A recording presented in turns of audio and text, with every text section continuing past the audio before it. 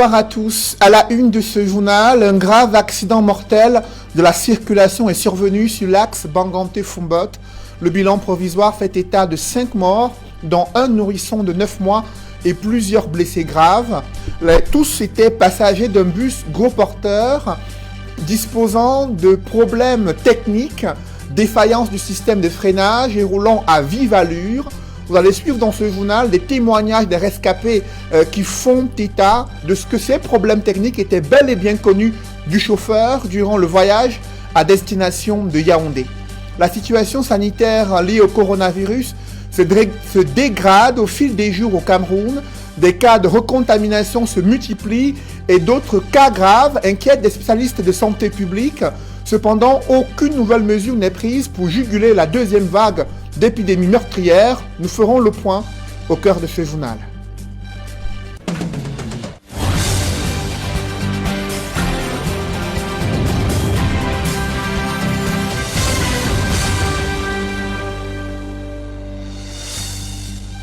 Merci de suivre cette édition complète de l'information sur Equinox Télévision. Ils étaient loin d'imaginer un voyage vers l'enfer. En provenance de Koutaba et à destination de Yaoundé, les passagers d'un bus gros porteur de la compagnie Avenir Voyage ont été victimes d'un grave accident mortel. La scène s'est déroulée dans la nuit de dimanche à ce lundi. Le bus a dérapé et s'est retrouvé dans un ravin après avoir fait plusieurs tonneaux. Le bilan est lourd, plus de 5 morts, dont un nourrisson de 9 mois. Parmi les rescapés, un passager ayant observé que les défaillances techniques à l'origine de cet accident étaient bel et bien connues du chauffeur durant le voyage. Le récit des faits avec Mama Soufor et Leclerc Sakem. Un cœur des morts sur la route de l'Ouest ce week-end. Le drame s'est produit sur l'axe Foumbot-Banganté au lieu du Fossam, impliquant un bus de transport interurbain appartenant à l'agence Avenir Voyage. La défaillance du système de freinage est à l'origine de cet accident, comme en témoigne ce rescapé. Ils ont commencé à demander la clé 10. Ils ont demandé, c'est moi qui tiré l'attention que me voulait faire payer la clé 10. Je dis que j'ai dit que j'ai la clé 10, j'ai la caisse de clé. Il dit tiens la clé 10, c'est bon. Attends que le concours, tu me le donnes. Dès que le concours, il demande que je donne la clé 10. Il dit que je fais du devant. Quand il dit devant comme ça, il n'est pas le plus en continu devant. Maintenant, il cause avec le motoboy, il cause avec le motoboy. Après, maintenant, il fait peinture le femme parce qu'il est en train de le regarder. Il fait peinture le femme comme ça, il n'y a pas. Il commence à créer merde de peinture 2 fois, il n'y a pas. Il envoie la voiture en boost, il ressort la voiture. Il envoie encore la voiture en boost. La voiture frappe maintenant vers la boost. La voiture continue.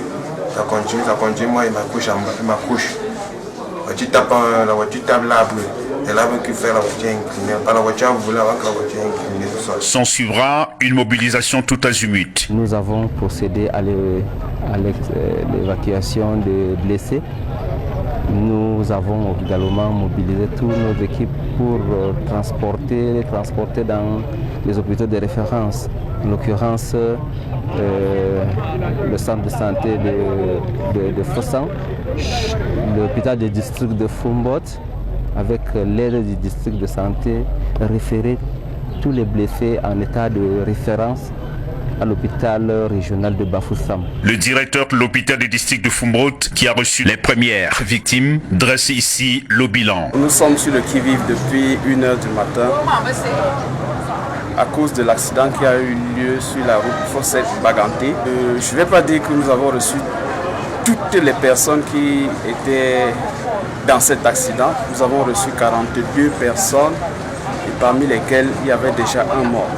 Au total, 43 personnes sont passées ici, mais une personne était déjà morte à l'arrivée. Malheureusement, dans la prise en charge aussi, on a perdu un bébé en cours de soins, bébé de 6 mois. Parmi le reste des patients, on a évacué déjà 5 sur Bafoussam et nous sommes restés avec 35 qui sont dans un état stable. Ceux qui étaient décédés sur le lieu de l'accident ne sont pas arrivés ici. l'hôpital de district de Foumbot n'ayant pas de mort. Pour l'heure, le bilan est de 5 morts et 43 blessés. Le gouverneur de la région de l'Ouest est descendu sur le lieu de l'accident et au chevet des rescapés. Un accident qui survient alors que l'agence impliquée n'a pas encore totalement purgé la sanction qui lui a été récemment infligée par le ministre des Transports après un autre accident qui avait causé la mort d'environ 40 personnes en fin d'exemple 2020. Pourtant, le personnel de cette agence venait d'être recyclé. Et le gouverneur de l'Ouest a adressé les condoléances du président de la République aux familles endeuillées et des souhaits de réconfort aux blessés. Dans son communiqué, Awa Fonka Augustine pointe un doigt accusateur sur ce bus, gros porteur de l'agence Avenir Voyage, impliqué dans ce grave accident mortel ayant coûté la vie à au moins 5 Camerounais. Et le gouverneur précise que c'est un bilan provisoire. Parlons à présent du démantèlement d'un réseau de siphonnage des bouteilles de gaz domestique dans un entrepôt situé à la sortie est de Douala, là où des individus ont été surpris en train de manipuler du gaz domestique et de réduire le volume de ce gaz dans les bouteilles qui sont destinées aux ménages. La pratique est devenue monnaie courante et c'est une saisie record de près de 600 bouteilles de gaz domestique, des bouteilles de 12 kg, saisie qui a été faite dans cet entrepôt durant le week-end à Douala. Le récit des faits avec Georges Mitterranda, Innocent Abega et Julienne Berthe-Bissaye. Sur cette image, Dipanda Patrice et Défaut Anatole, deux compères pris en flagrant délit de siphonnage d'une cargaison des bouteilles de gaz. Leur interpellation par la police fait suite à cette vidéo qui circule depuis des jours sur les réseaux sociaux.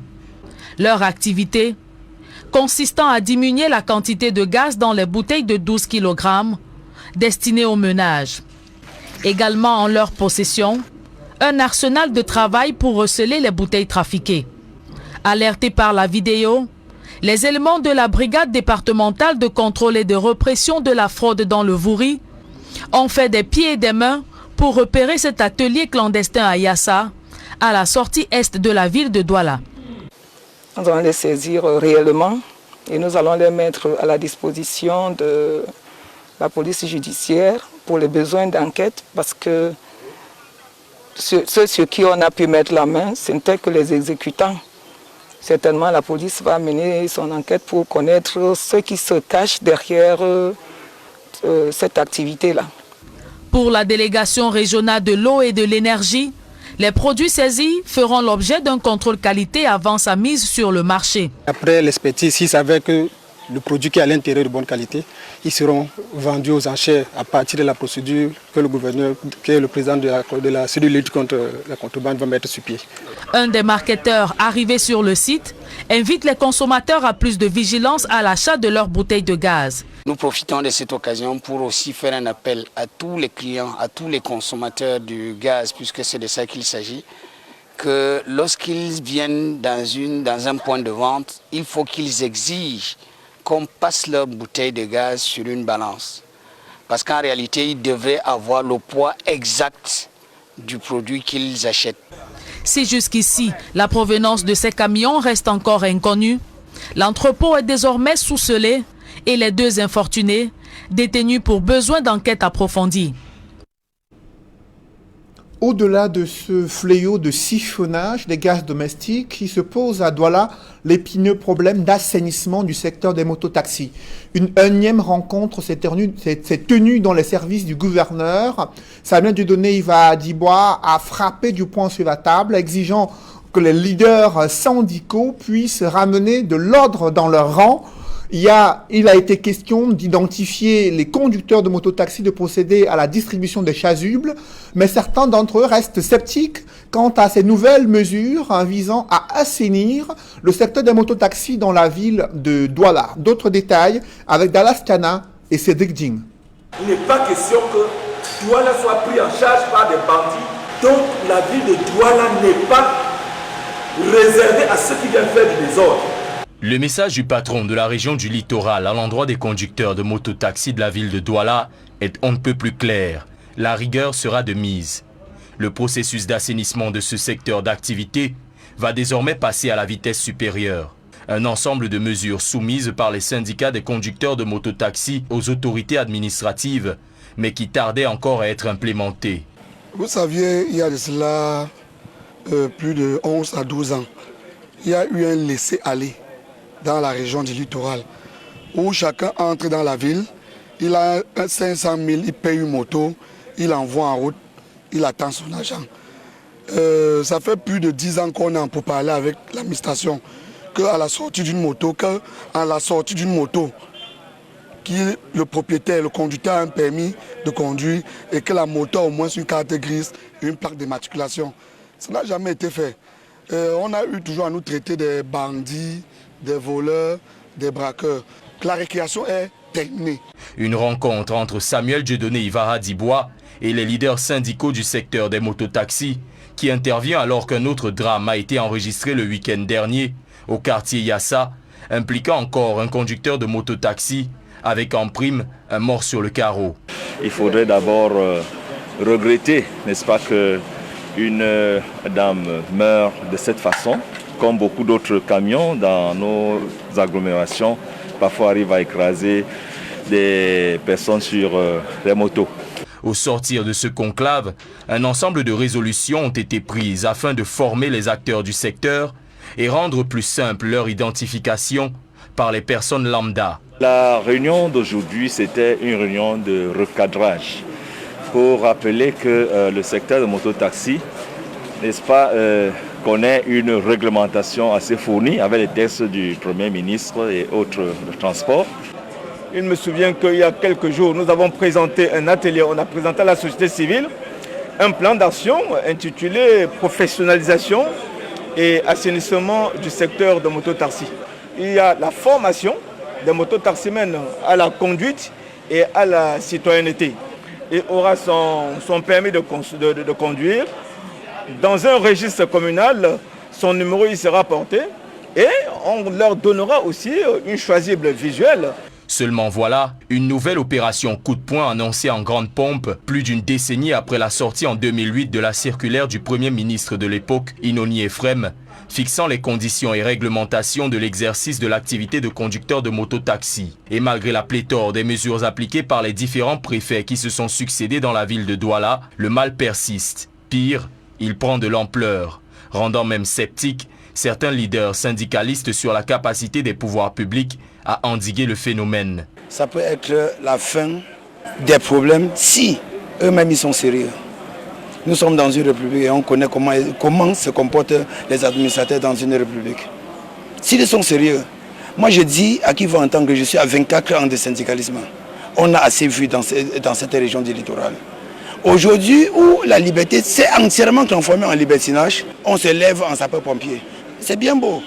On se lève en sapeur-pompier. Pourquoi? Peut-être parce que le super-maire a initié l'action. Quoi qu'il en soit, les mots du gouverneur de la région du littoral cherchent encore leur chemin jusqu'aux oreilles des premiers concernés. Seront-ils entendus? Qui vivra verra. Loin des taxis et motos en circulation dans les centres urbains et les zones rurales, la localité de Garoua-Boulaye a adopté les tricycles pour la mobilité des populations importées du Nigeria. Ces engins permettent aux exploitants d'engendrer des recettes journalières importantes. C'est le constat que font Emmanuel Diop et Marcelin Gansop dans ce rapport.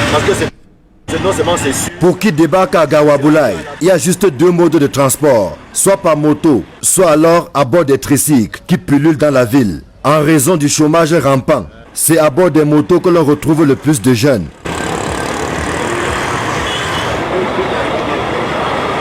C'est devenu leur gagne-pain quotidien et malgré la conjoncture actuelle, due à la fermeture de la frontière avec la RCA, ces jeunes se battent tant bien que mal pour arrondir les angles et ainsi assurer la pitance quotidienne. Il n'est pas eu un emploi à faire comme ça, monsieur, donc on a pas dû sur la moto. En ce temps-ci, avec la frontière qui est fermée, là on est totalement bloqué. On pousse le moment, on met la cale. Auparavant, on travaillait les 7 000, 8 000, mais maintenant, là, avec les périodes de la frontière, là, tout est bloqué.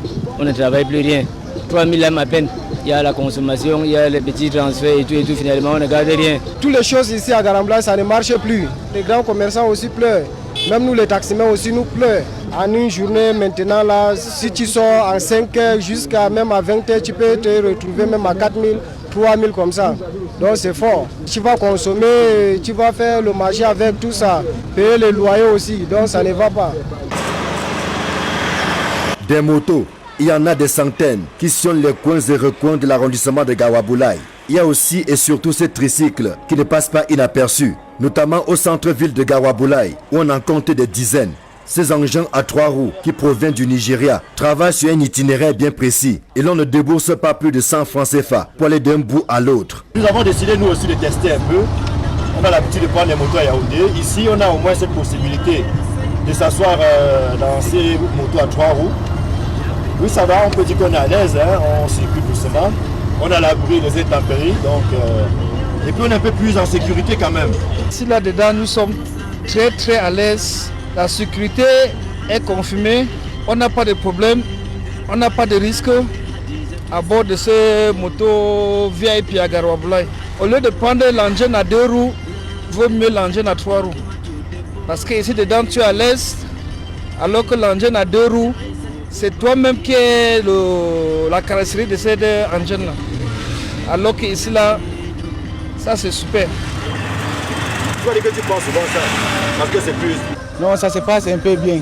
Nous sommes en train de débrouiller seulement comme ça là. On prend les gens comme ça à 100 francs, on amène là-bas à base d'Arabie Saoudite, là où les réfugiés dorment. On rentre encore ici. On est en train de faire seulement comme ça. Ces tricycles peints en jaune peuvent transporter jusqu'à 5 passagers, y compris le conducteur. La recette journalière est de 5 000 francs CFA que les uns et les autres s'attellent à verser aux propriétaires. La différence étant considérée comme leur salaire. Par jour, là, peut-être même on veut travailler 15 000, 10 000 comme ça. On donne 5 000 à nos patrons. Encore on consomme, c'est seulement comme ça. C'est moins cher. Là, vous payez combien là? On me dit c'est 100 francs. Oui, 100 francs. Environ jusqu'à 5 km. Hein. À 100 francs seulement? À 100 francs seulement. Actuellement, là, je suis en train d'aller au parc à camion. Ça va toujours coûter 100 francs. De là jusqu'à l'heure des terminus, ça serait toujours à 100 francs. Avant la fermeture de la frontière, ces conducteurs se frottaient suffisamment les mains. Mais depuis un peu plus de 2 mois, ils se contentent du strict minimum, en espérant que l'engin ne tombe pas en panne. La frontière a bloqué beaucoup de choses. On est en train de débrouiller seulement comme ça. À Gawaboulaye, ces tricycles ne roulent que sur le bitume, notamment sur l'axe qui traverse la ville en direction du Grand Nord, ce qui a l'avantage de les maintenir dans un état de propreté, tout en épargnant les propriétaires de séjours réguliers au garage. Si ce tricycle provient du Nigeria, l'on est émerveillé de constater qu'un Camerounais vient de créer un engin semblable à ceux-là. Benjamin Zébazé, pour ne pas le nommer, est en ce moment l'objet de toutes les curiosités avec son tricycle que l'on voit circuler dans la ville de Tchang. Preuve qu'avec un peu de volonté et les moyens conséquents, le Cameroun peut s'appuyer sur ses inventeurs créateurs pour réaliser des merveilles et ainsi valoriser le Made in Cameroun. Dans l'actualité, les questions de sécurité intérieure étaient au cœur des échanges entre le président de la République du Cameroun et l'ambassadeur de France. Paul Biya a reçu Christophe Guilou au Palais de l'Unité à Yaoundé ce lundi, au terme d'une audience qui a duré 1 heure et 20 minutes. L'ambassadeur de France au Cameroun a déclaré qu'il était porteur d'un message écrit du président Emmanuel Macron destiné au président camerounais. La teneur du message n'a pas été révélée à la presse, mais selon la présidence de la République du Cameroun, le diplomate français et le chef de l'État ont évoqué les stratégies de lutte contre la pandémie du Covid-19 et le soutien français pour combattre ce virus, aider le Cameroun et les pays africains à se procurer des vaccins. Et la situation sanitaire liée à cette pandémie ne cesse de se dégrader au Cameroun. Le ministre de la Santé publique tire la sonnette d'alarme sur son compte Twitter. Il a multiplié les messages pour conscientiser les Camerounais sur cette nouvelle vague d'épidémie meurtrière, évoquant à la fois le taux d'occupation des lits qui est passé de 0,5% à 5% d'occupation et des cas graves également qui sont recensés ces derniers mois dans les principales villes du Cameroun. Mais où en est-on avec l'élaboration ou l'introduction d'un vaccin dans le pays? Élément de réponse avec Nadine Yambou. Face à une augmentation inquiétante des cas de coronavirus au Cameroun, le ministre de la Santé publique met en garde tous ceux qui continuent de douter de la présence du virus sur le territoire camerounais. D'après le tweet de Manaouda Malachi, la situation sanitaire pourrait basculer à tout moment au regard du taux élevé d'occupation des lits ces derniers jours. Tenez par exemple, on est passé de 0,5 à 5%, soit 158 malades internés dans les unités de prise en charge à travers le pays et 38 sous oxygène. Des révélations confirmées sous cap par des médecins. Ils affirment que les hôpitaux sont au bord de la saturation avec un nombre important de malades de coronavirus. Si la situation sanitaire demeure préoccupante, le ministre de la Santé publique rassure que le Cameroun est à l'abri des nouvelles variantes qui frappent le monde. Le patron de la santé interpelle les Camerounais sur le respect des mesures barrières telles que le port du masque, le lavage régulier des mains et le respect de la distanciation physique. Pour la première fois, Manaouda Malachi s'est prononcé sur l'épineuse question du vaccin qui alimente la polémique. D'après le ministre de la Santé publique, le vaccin n'est pas encore à l'ordre du jour au Cameroun. Il souligne que le conseil scientifique est à pied d'œuvre afin de proposer au gouvernement un vaccin adapté aux populations et les cibles prioritaires en cas d'une campagne de vaccination. À la question d'un internaute de savoir si le vaccin sera obligatoire, le ministre de la Santé publique rappelle que la vaccination n'a jamais été imposée. Elle relève du choix de tout un chacun. Mais il est de la responsabilité du gouvernement de rendre le vaccin accessible. Non sans indiquer qu'il se prêtera au jeu d'une éventuelle vaccination s'il figure parmi les personnes cibles. Alors que l'insouciance des Camerounais prend de l'ampleur sur la réalité de la situation épidémiologique au Cameroun, Equinox Télévision est allé à la rencontre du professeur Hugo Mbatchou afin de faire le point sur les cas positifs recensés dans des centres agréés Covid-19. La situation est alarmante selon ce spécialiste de santé publique. Il y a déjà des cas de recontamination et les profils également démontrent une inquiétude sur les cas d'hospitalisation liés à la pandémie de Covid-19. Je vous invite à suivre les explications, le diagnostic que fait le professeur Hugo Mbatchou. Depuis quelques semaines, on a de plus en plus de patients qui sont hospitalisés pour Covid-19 et on est en train de revenir à ce qu'on a vu au début de l'épidémie au mois de mars, avril, mai. Si vous allez dans des services d'urgence, dans les services où on prend en charge les malades, vous avez beaucoup de patients qui sont là sous de fortes doses sous oxygène, sous assistance respiratoire. Ils sont dans très mauvais état, malheureusement. Il y a quelques-unes d'entre elles qui vont rester sous le carreau. Donc, ce n'est pas une petite affaire, ce n'est pas de la blague. Les Camerounais doivent se rendre compte que les chiffres qui sont donnés par le ministère de la Santé publique constituent une réalité et adopter un comportement tout à fait responsable pour protéger sa famille. Pour protéger son entourage, pour protéger le reste des Camerounais. Parce que la pression monte déjà et nous avons peur que ces centres soient complètement saturés et qu'on se retrouve dans une situation où le patient fait le tour de la ville pour rechercher un espace où il peut être admis pour une prise en charge. Plus de 95% des personnes qui sont hospitalisées dans nos services sont des personnes qui sont malades depuis 7, 8, 9, 10, 14 jours. Très peu de personnes qui consultent tôt rentrent en hôpital parce qu'il s'est aggravé. Même pour les personnes à risque, là, elles doivent être plus vigilantes. Au moindre symptôme, la fièvre, la fatigue inexpliquée, la perte de l'odeur ou du goût, doivent consulter immédiatement et respecter le protocole qui lui sera prescrit par les médecins. Moi, j'ai des patients qui, depuis le début de la maladie, ont été infectés 2 fois, voire 3 fois.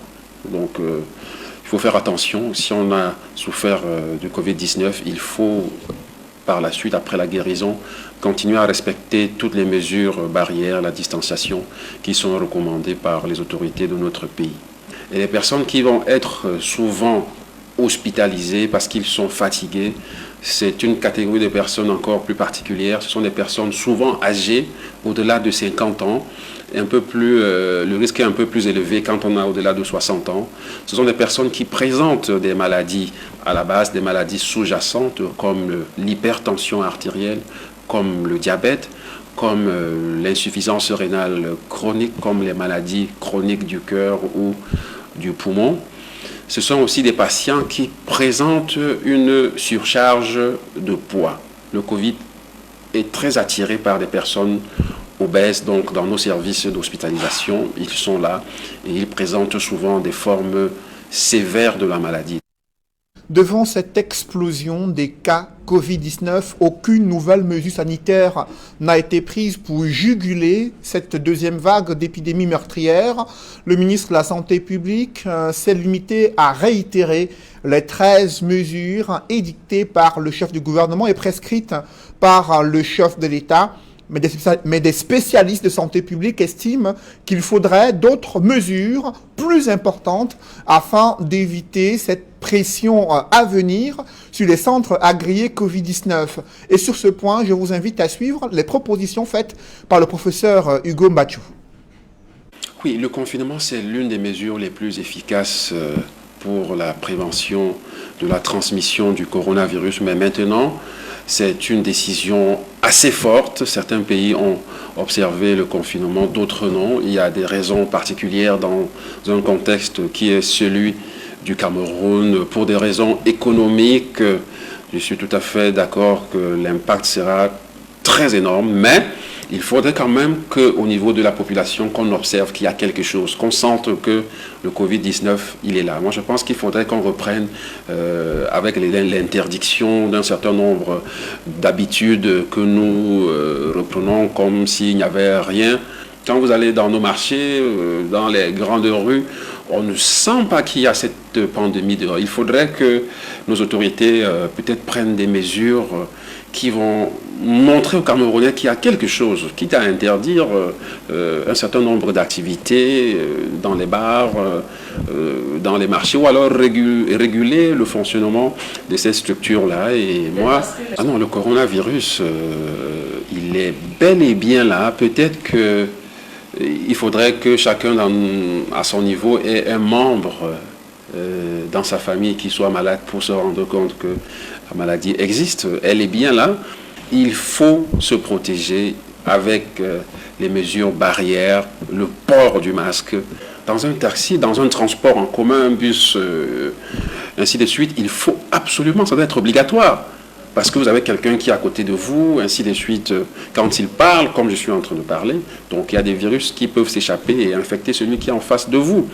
Donc il y a des situations où on doit être obligé de porter le masque. Si vous marchez seul dans la rue, oui, on peut comprendre que vous voulez respirer, ainsi de suite. Mais à partir du moment où quelqu'un s'approche de vous, déjà à 1 mètre, il faut avoir un masque pour protéger. Quand vous avez un masque, si vous êtes infecté, vous limitez la production de virus à votre niveau. Celui qui est en face de vous, même s'il n'a pas de masque et que vous avez un masque, ça vous protège.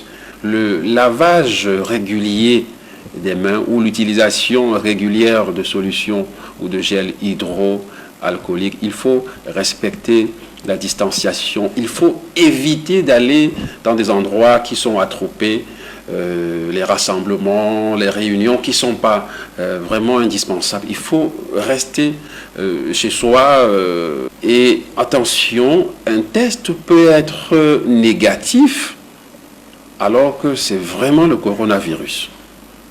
Donc ça, c'est pour ceux qui vont faire des tests de façon volontaire. Même si votre test est négatif, il ne faut pas exulter et dire c'est pas le coronavirus pour traiter d'autres choses. Ce qu'il faut faire, c'est de voir un médecin. Parce que le médecin, il connaît le coronavirus, il connaît le paludisme, il connaît la fièvre typhoïde.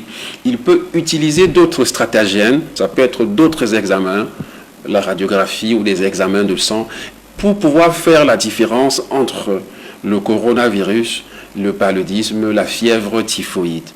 Donc, avec ces éléments-là, il peut vous mettre sous traitement rapidement, même si le test est négatif. Donc ça, c'est un message important pour nos populations qui peuvent présenter des symptômes et qui ont des tests négatifs. Et je leur demande de faire confiance au système de santé camerounais. C'est du professeur Hugo Mbachou sur Equinox Télévision concernant cette pandémie de Covid-19. Il faut noter qu'elle a déjà tué environ 523 Camerounais depuis la survenance en février-mars 2020. Le Cameroun qui compte déjà 33 749 cas enregistrés jusqu'ici, 2200 cas actifs, dont 158 se sont internés et 38 sont officiellement sous oxygène, selon les chiffres officiels. Où en est-on avec la construction des autoroutes au Cameroun? Les 60 premiers kilomètres d'autoroute Douala-Yaoundé ne seront pas réalisés avant la fin de l'année 2021. La phase 1 de l'autoroute Edea-Kribi-Lolabé doit être achevée cette année et ouverte à la circulation en octobre prochain. Les différentes annonces viennent des entreprises prestataires. Elles ont été faites lors de la réunion d'évaluation des chantiers d'infrastructures routières en cours au Cameroun. Évocation avec Marcelin Gansop. Plus que 10 mois et les 60 premiers kilomètres de l'autoroute Yaoundé-Douala seront livrés. L'entreprise qui exécute les travaux en a pris le ferme engagement. Sur le terrain, le taux d'avancement semble militer en faveur du respect de la parole donnée. Comme on l'a promis à son Excellence le Président de la République, sera achevé au 31 décembre 2021. Donc l'avancement physique des travaux, on est à 97% par rapport au marché de base, sauf que, comme on vient d'expliquer, les travaux réellement exécutés, ils sont à hauteur de 120% du contrat de base. Ça veut dire que nous avons besoin d'un financement supplémentaire pour nous permettre de prendre en attachement ces travaux-là et de payer l'entreprise jusqu'à l'achèvement des travaux. Les travaux actuels sont focalisés sur le deuxième lot qui va du PK 40 au PK 60. Le lot 1 étant déjà achevé. Nous avons achevé les travaux de terrassement au niveau de la dernière section du PK 40 à 60. Nous sommes en train de réaliser la couche de chaussée. Donc nous avons attaqué la couche de forme, la couche de fondation, la couche de base qui sont en enrobé. Il nous reste juste d'achever quelques ouvrages de rétablissement et un pont de 60 mètres pour nous permettre de commencer la couche de roulement et le revêtement des accotements. Nous espérons que la prochaine saison pluvieuse sera clémente pour nous permettre de réaliser la couche de roulement. Le prochain défi à relever concernera le raccordement de ces 60 premiers kilomètres à la ville de Yaoundé via Minkwameyos et Colbison d'une part, puis à la nationale numéro 3 via Boumniebel d'autre part. Quant à l'autoroute Kribi-Lolabé, elle doit être ouverte à la circulation au plus tard en octobre 2021. L'entreprise qui réalise les travaux entend les achever en août pour une réception prévue en fin septembre. Reste à lever quelques contraintes liées au déplacement de divers réseaux, la libération de certaines emprises et le paiement des décomptes. Ceux qui passaient par l'axe de l'autoroute avant d'aller d'un point à un autre doivent maintenant passer où? D'où la nécessité de me créer une voie alternative qui répond aux attentes de tous les usagers qui empruntaient le tracé actuel de l'autoroute. Évidemment, l'entreprise peut participer puisqu'elle est la bénéficiaire principale, mais nous ne devons pas en faire une obligation. En dehors des projets autoroutiers, la revue entamée par le ministre des Travaux publics concerne tous les autres chantiers d'infrastructures routières en cours d'exécution sur l'ensemble du territoire. Cette évaluation permet à Emmanuel Nganou Djoumessi de voir ce qui marche, d'apporter des réajustements et de secouer les entreprises là où ça piétine. Ce sont au total une 50aine de projets routiers qui seront passés au peigne fin pendant 3 jours à Yaoundé. En bref, à présent, le gouvernement italien confirme ce lundi la mort de son ambassadeur en République démocratique du Congo. Il voyageait avec un convoi des Nations Unies dans l'est du pays. Et au Niger, second tour de la présidentielle marqué par plusieurs incidents, dont un attentat survenu en pleine campagne de l'élection présidentielle, du moins le second tour. C'est en substance l'actualité internationale dans ce journal, notamment avec le décès de ce diplomate italien survenu en République démocratique du Congo. Mesdames, Messieurs, c'est la fin de ce journal. Merci de l'avoir suivi. Juste après cette édition de 20h, retrouvez Serge Alain Autou et ses invités pour le débrief du journal sur le plateau d'Equinox Soir. Serge Alain. Carburant, liqueur et maintenant du gaz. Les Camerounais voient de toutes les couleurs depuis quelques jours. Vous l'avez dit, Serge Alain, ce sont des produits de grande consommation et qui sont ciblés. Cette fois-ci, c'est du gaz domestique qui est régulièrement siphonné dans un entrepôt situé à Yassa, à la sortie est de Douala. De nombreuses Camerounaises ont constaté souvent que le gaz domestique acheté dans une quincaillerie ou une boutique de la place avait un temps assez court d'utilisation, alors que nul ne pouvait savoir qu'il y avait derrière un siphonnage effectué par des personnes véreuses. Et vous avez suivi les autorités administratives qui indiquent qu'il faut remonter la chaîne afin d'identifier ceux qui fournissent ce matériel qui permet ce siphonnage et qui expose les habitations riveraines à de nombreux dangers en cas d'incendie et d'explosion. C'est Jalan. Voilà, madame, monsieur, c'est donc l'essentiel. Equinox Soir, deuxième partie. Bonne soirée à vous, Cédric. Je vous souhaite une bonne soirée, c'est Jalan. Rendez-vous demain 20h. Dans un instant, madame, monsieur, la suite. Equinox Soir.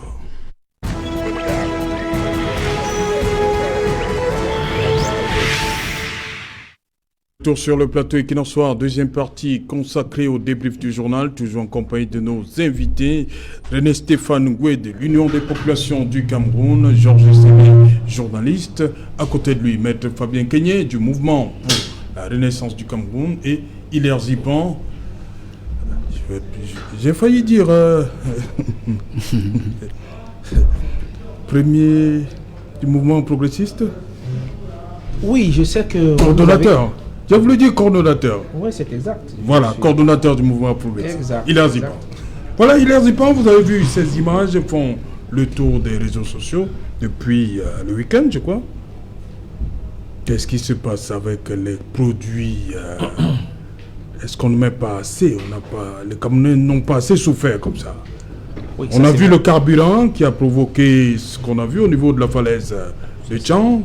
On a vu des liqueurs dans des endroits et des marques insoupçonnées. Et voilà que le gaz domestique s'invite.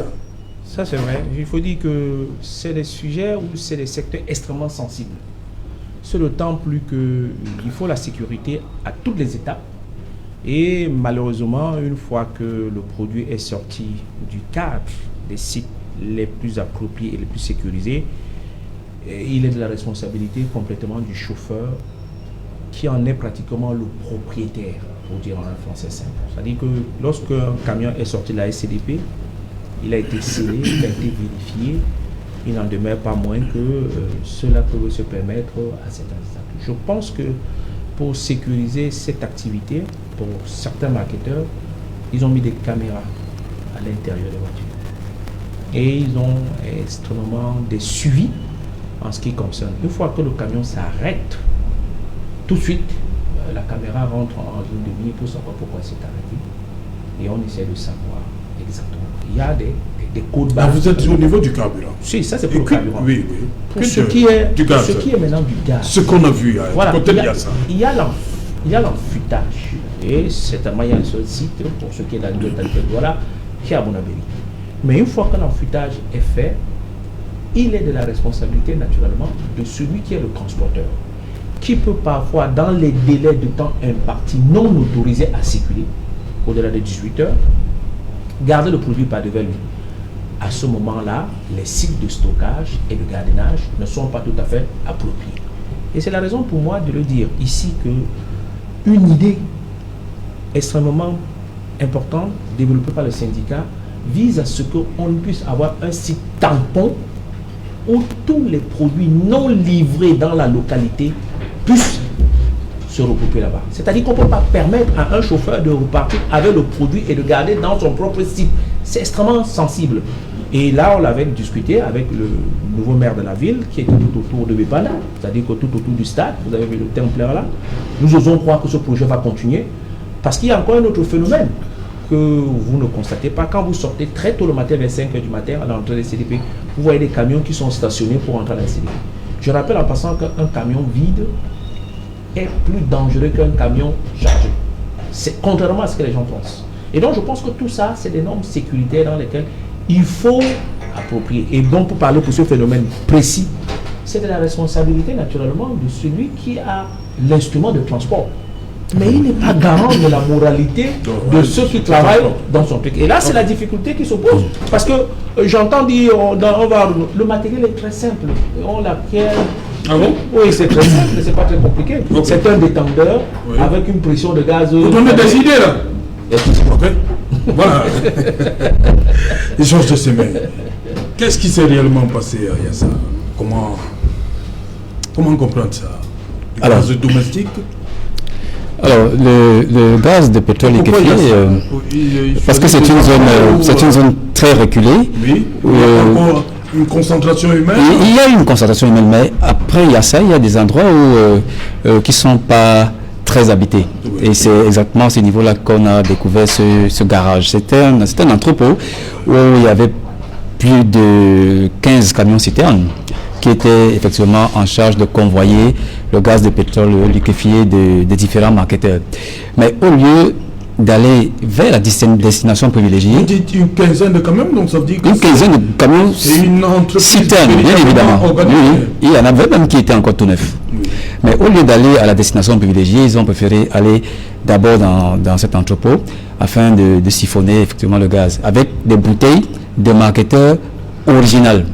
Donc on a compté à peu près 804 bouteilles de 18 kg, 12 kg et 6 kg. Donc ça faisait tout compte fait entre 6 millions et 7 millions, tel que nous l'ont rapporté les marketeurs qui étaient bien évidemment sur le terrain. Donc je crois que c'était une bonne expérience de journaliste que je suis dans la recherche de l'information d'investigation, puisque on n'était pas nombreux. J'y étais avec mes collègues d'Equinox Télévision et on a vu quelque chose d'incroyable où des Camerounais réussissent à enlever un combustible hautement inflammable vers un autre récipient au mépris non seulement des normes de sécurité, mais au mépris même de leur propre sécurité, parce que à tout moment on peut avoir une inflammation. Donc ces individus ne sont que des cinquièmes couteaux de la chaîne, parce qu'il s'agit d'un vaste réseau qui peut avoir des ramifications même insoupçonnées. Et on espère que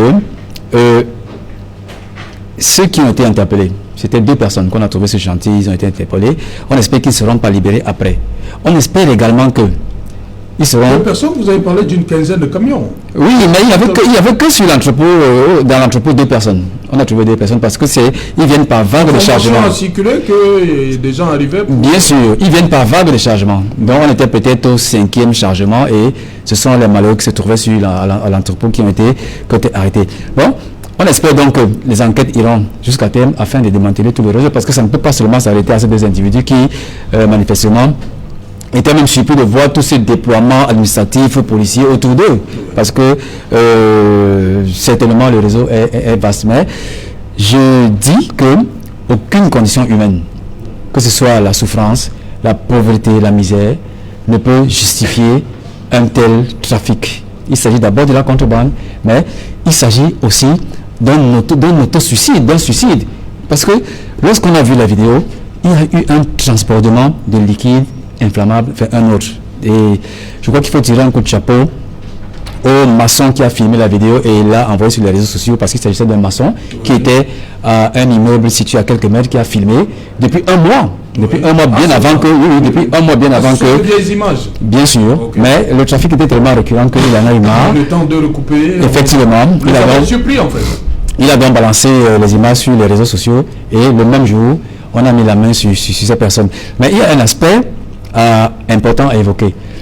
Est-ce qu'il faut à chaque fois que les agents du ministère du Commerce attendent toujours qu'il y ait une alerte sur les réseaux sociaux pour descendre sur le terrain? Parce que sur le cas précis, le tocsin a été sonné sur les réseaux sociaux. Et c'est ça qui a mobilisé les agents du ministère du Commerce. Or, ils ont une brigade de répression de contrôle et de répression de la fraude qui peut engager des actions préventives. Et malheureusement, on se rend compte que leur présence sur le terrain n'est pas très poussée. Et c'est encore cette fois-ci les réseaux sociaux qui ont été à l'origine de ce qu'on mette la main sur ces personnes. Maître Fabien Kenyé, comment comprendre? J'ai pas envie de vous demander que votre bouteille de gaz, vous l'avez achetée quand? Ça a mis un mois? 2 semaines? Madame vous a dit quoi? Je dois avouer que pour ce qui me concerne, j'ai l'habitude d'acheter mon gaz dans les stations d'essence. Peut-être ça peut ne pas garantir la sécurité, mais tout au moins je pense qu'on ne serait... Vous avez suivi cette vidéo? On ne courrait aucun risque, bien entendu. Et vous avez suivi ce que le monsieur qui rapporte, vous envoie les images, dit? Il parle d'une station, non? Il parle d'une station. Mais l'entrepôt n'est pas une station, tout au moins. Pas du tout. L'entrepôt où ces gens ont été surpris dans leur accident n'est pas une station d'essence, par exemple. Et je crois que lorsqu'on acquiert son gaz, avant de presque un peu plus en sécurité. Cela dit, je crois qu'il faut lire ces actes-là un peu sous le prisme de la criminologie. Pour dire que c'est un fait social. Vous êtes tout à l'heure parti du carburant frelaté, en passant par les liqueurs, pour en aboutir au gaz qui est extrêmement dangereux, comme le dit le journaliste qui est sur le plateau. Et moi, je dois avouer que c'est un problème véritablement social qui participe de l'enrichissement illicite et à tout prix, au point où on perd même de vue qu'on met sa vie en danger. Vous savez, Alain, pour aller plus loin, il s'agit d'un problème de moralité publique. Il faut assainir nos mœurs. Il faut reconstruire aujourd'hui ce qu'on appelle le citoyen, c'est-à-dire un homme exemplaire qui a peur de la loi. Mais est-ce qu'au sommet, nous avons l'exemple? Est-ce que nous montrons l'exemple? Je ne s'appelle pas tout simplement. Vous avez constaté que dans ce pays, nous en sommes arrivés à trouver des fonctionnaires qui sont plus riches que des opérateurs économiques. Cela est tout à fait suggestif. Pourquoi est-ce qu'on en arrive là? C'est-à-dire le gain facile. Je dis que je lisais sur le plan de la criminologie parce que ce sont ces gens-là devant qui nous inspirent. On aurait pu anticiper par exemple sur ces actes. Si peut-être l'autorité de l'État était ce que cela devrait être, si c'était respecté, on n'en arriverait pas à ce genre d'acte de contrebande. Et je suis sûr et convaincu, habituellement dans ce genre de trafic, vous aurez toujours des administrateurs qui sont derrière, comme ça a été le cas pour le cas de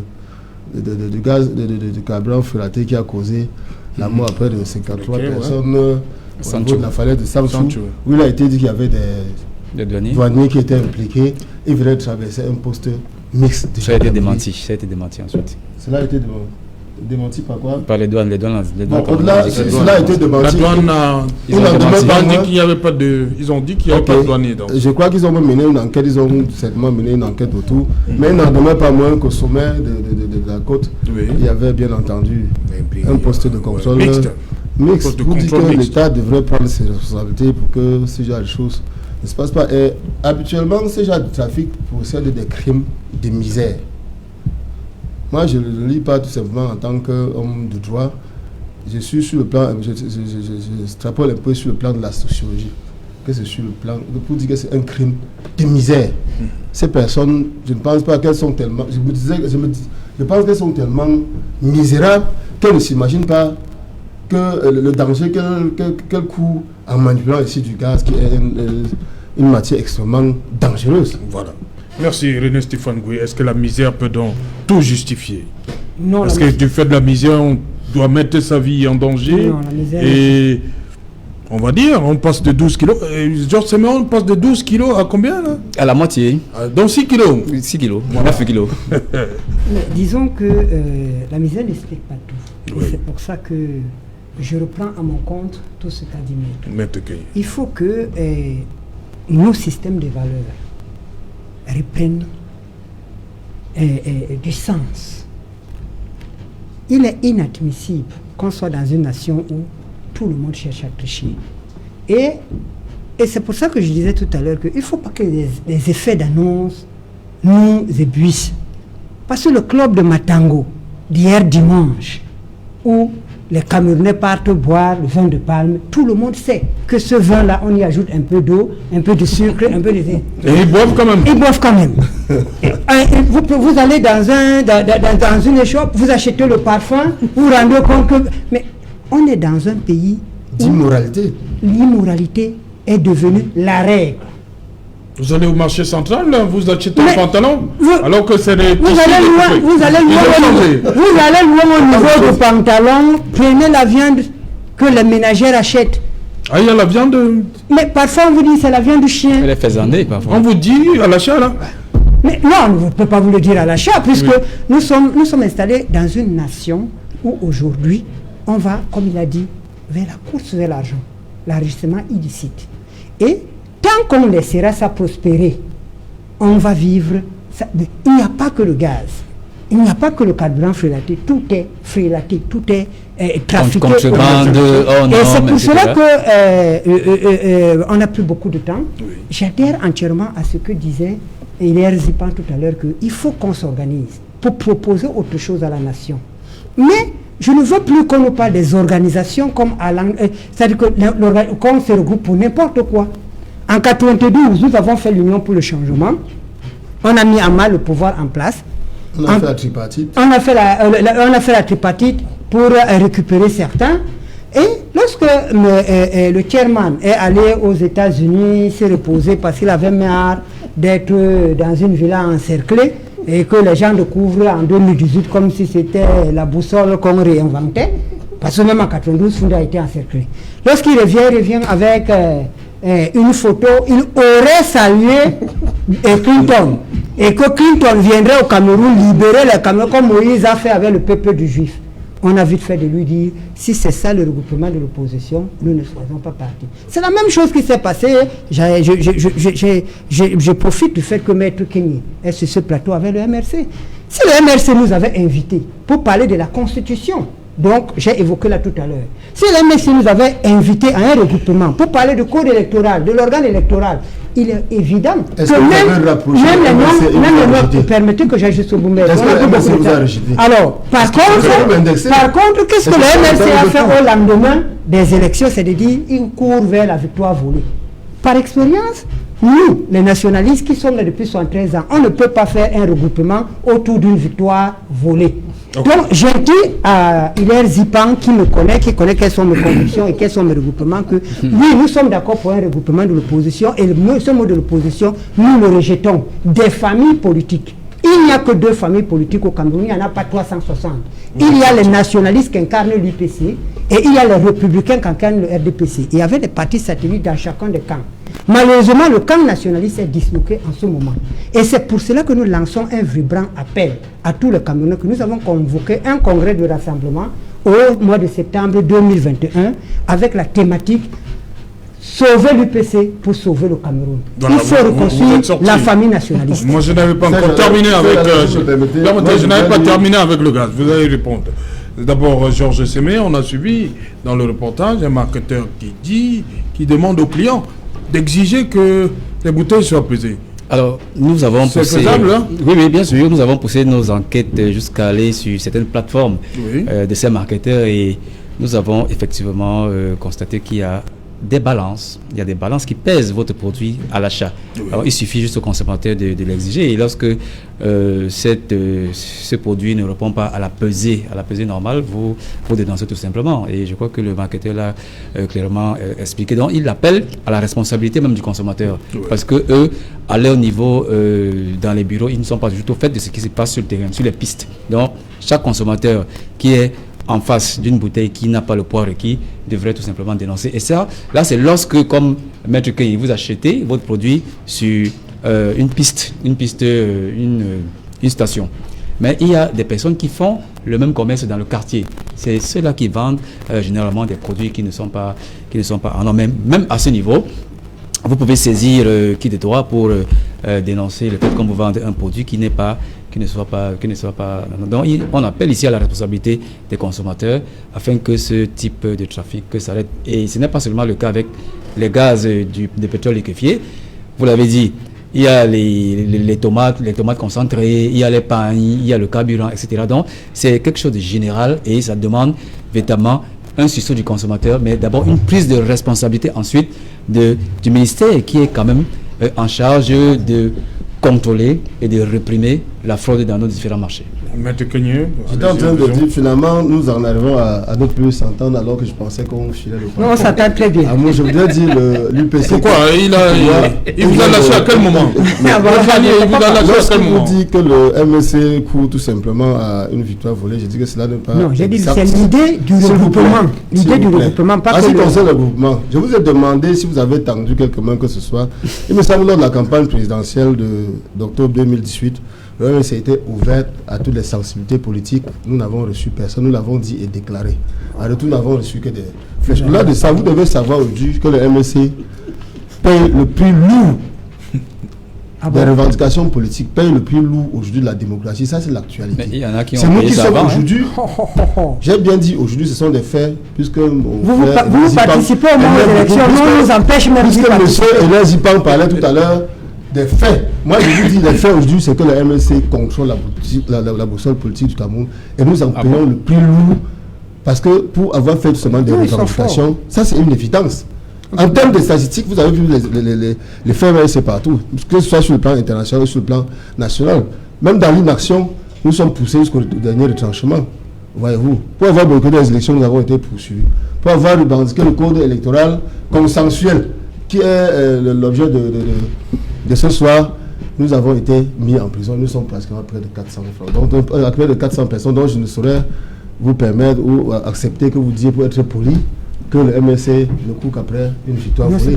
Encore que c'est son droit, puisque ce qui est sûr aux sorties des urnes, vous avez été certainement témoin du contentieux électoral, on ne nous a jamais montré les PV. Et vous nous avez donné raison. Parce qu'elle est quand même parvient à déclarer des gens vainqueurs sans du tout des procès verbaux en sa position. C'est extrêmement dangereux. Donc le combat est ailleurs. Nous n'avons pas besoin de nous tirer dessus. Regroupons-nous pour libérer décidément ce peuple. Et c'est sur la conduite du MSC que ce serait la meilleure chose. Merci, on va revenir. D'abord, bonsoir Sylvestre Hippolyte Zangaou. Bonsoir Serge Alain. Dans un instant, 100% foot.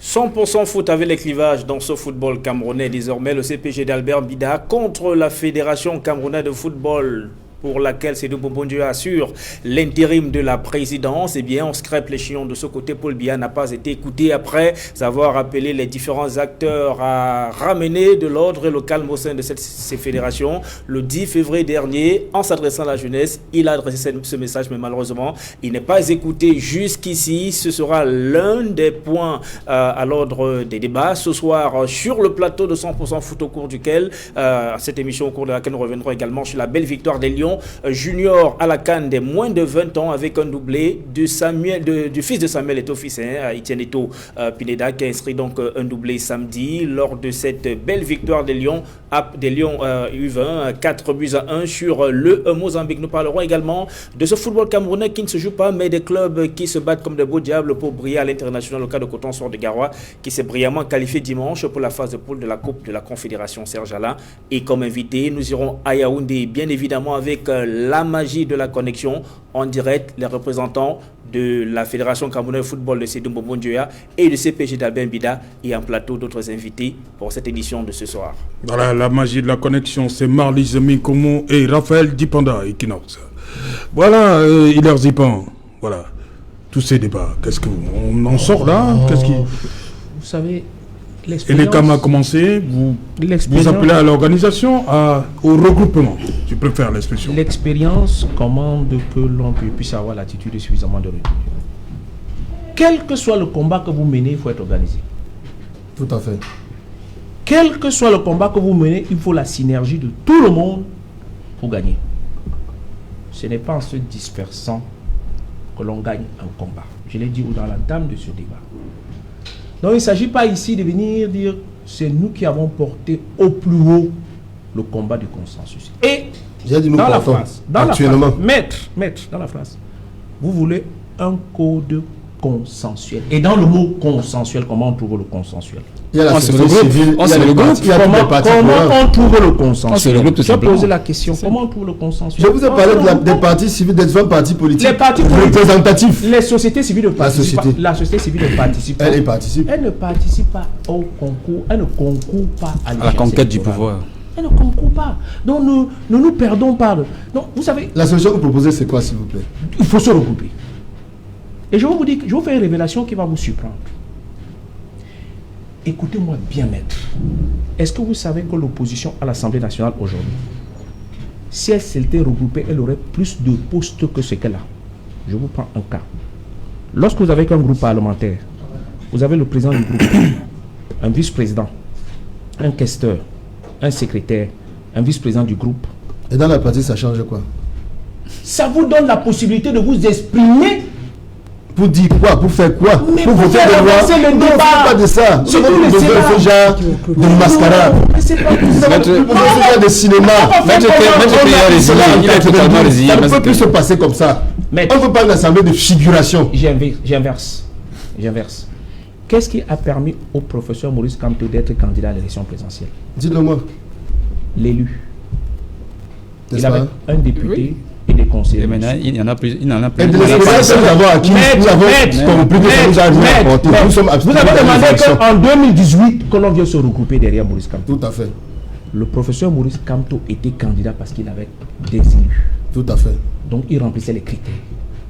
La question que je pose aujourd'hui, c'est que en se défaussant du jeu au niveau des institutions, comment on arrive à renverser? Je veux que vous m'expliquiez. Nous en assumons la responsabilité. Ce qui importe pour nous, ce ne sont pas nos députés. C'est l'argument facile à l'Assemblée nationale. Je souhaite apporter une précision là parce que Maître a cru que... C'est l'argument facile. Je n'ai pas dit que le MRC court uniquement vers la victoire volée. J'ai dit l'idée du regroupement, c'est cher à nous tous ici. Nous sommes d'accord sur ce point. Mais comment faire?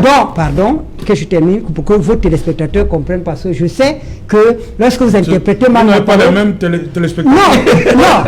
Il a ses téléspectateurs. Chaque chapelle...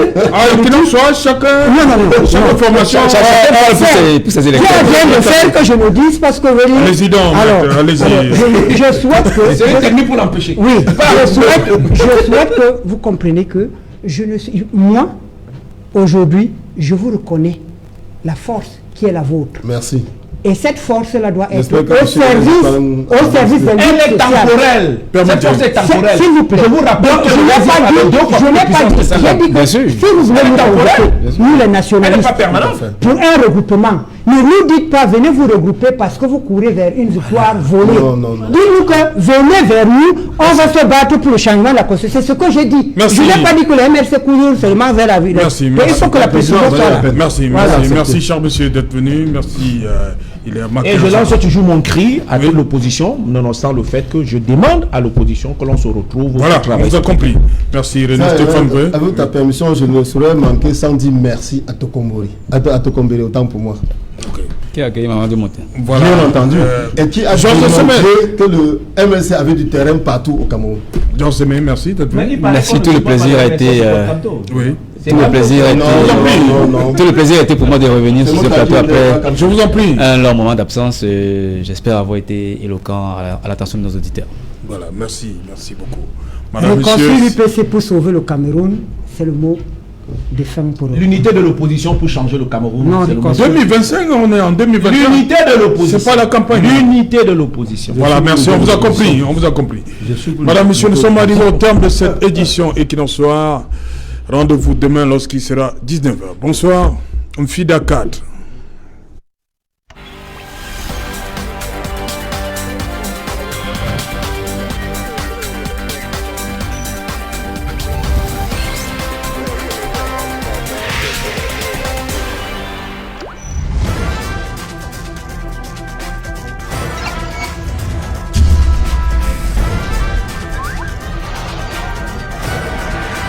Equinox Télévision, au-delà de l'image, nous rendons compte.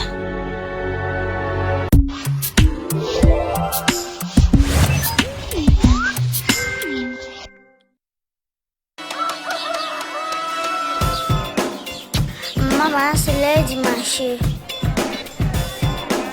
Chaque jour, nous sommes exposés au soleil et aux bactéries, mais je suis tranquille, j'ai mon secret.